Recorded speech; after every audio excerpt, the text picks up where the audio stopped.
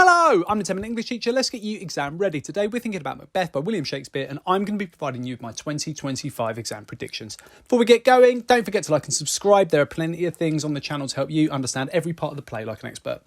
Okay, my 2025 exam predictions for Macbeth. We're going to start with my legal disclaimer. I'm covering my back before we get going. I've guessed the focus of questions for English language and English literature in the past and have made predictions based on my experience.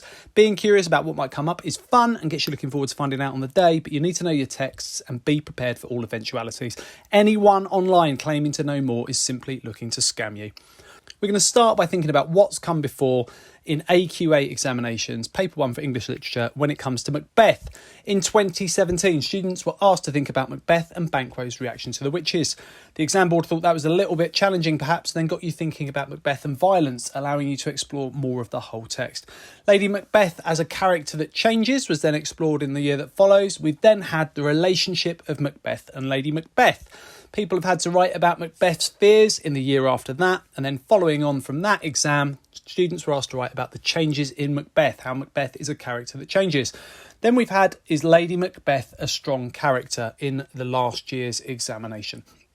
So we've had a number of questions and all of them have asked us to think very carefully about either Lady Macbeth or both. So we can imagine that we're probably going to be given a question that should be quite straightforward, asking us to think about the whole text and maybe getting us to think about one of those key characters. Although I think for me, it's a year where they might choose to go with a theme rather than exploring a character exclusively. So this is what I think may come up this year. How is the supernatural presented in Macbeth? So that's a question that allows you to think about the witches, but also Lady Macbeth's involvement with the supernatural, her speaking to spirits and calling upon them to empower her. And it gets us to think about the way in which Macbeth changes as well. So if we get that as a question this year, it's relatively straightforward and gives us the opportunity to think about the whole text. Now, this is how you can take it further. Subscribers can download my indicative content list for free. The examiners are given a list of the sort of things that could be included in an essay about the supernatural if that's chosen this year. I've created my own list of things that you could include in that essay. Create your own lists for other topics yet to feature, like loyalty and evil. If you create a few indicative content lists and you can use my summaries of each of the acts to help you, you're getting yourself ready to think about what it is that you're going to include in that essay.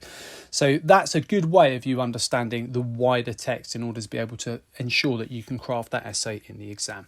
And then you can also check out my 25 quotes to know without looking video. Regardless of what comes up, that will give you a wide range of quotes to be able to call upon whatever the question. Okay, check out the other videos on my channel. I'll continue to add content and feel free to ask for something you'd like to see me cover in the comments section. Don't forget to like and subscribe and share and keep revising.